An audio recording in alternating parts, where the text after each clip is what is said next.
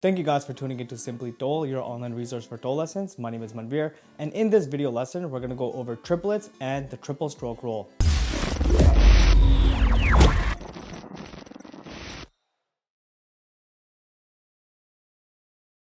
If this is your first time here and you want to learn how to play Dhol, start now by subscribing and clicking on the bell so you don't miss anything. To begin, let's start with triplets. You may be wondering, what is a triplet? Well, a triplet is a group of 3 notes played inside another note length. It's a portion of a musical time that's split rhythmically into 3 equal parts. Before we go any further, let's discuss basic counting and clapping. Playing rhythms can be challenging because you are essentially counting 2 things at the same time. That is, the beat of a song and the rhythm over that beat. In common time, we count 1, 2, 3, 4, 1, 2, 3, 4. The beat is easier to count because it remains the same, but the rhythm is not as reliable. In common time, 1 bar has 4 beats. A quarter note lasts 1 beat, eighth notes last half a beat, 16th notes have 4 notes per beat, and triplets have 3 notes per beat. To illustrate, you can use a metronome or you can clap your hands to maintain a steady beat. You want to clap up to 4 and then repeat again.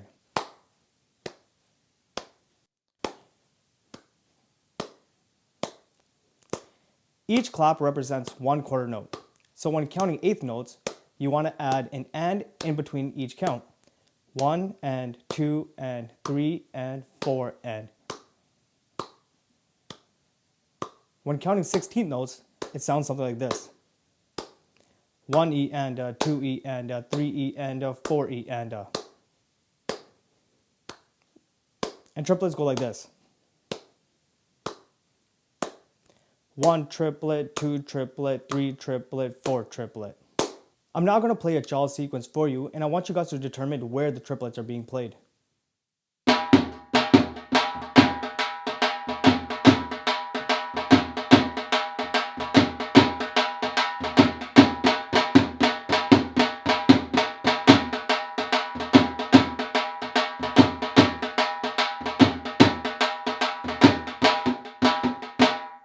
It stands out, doesn't it? The triple stroke roll is exactly what it sounds like it is. You are striking each side of the dhol 3 times, and you're just alternating between the treble side and the bass side. In this lesson, there are 2 exercises to help you practice the triple stroke roll by using different motions, but there are so many more combinations that you can come up with on your own. Exercise 6B is especially important because you'll find yourself implementing the dhili movements quite frequently. I'm going to show you a couple examples just now, but as you're watching, be mindful of how I strike the treble and the sound that it produces.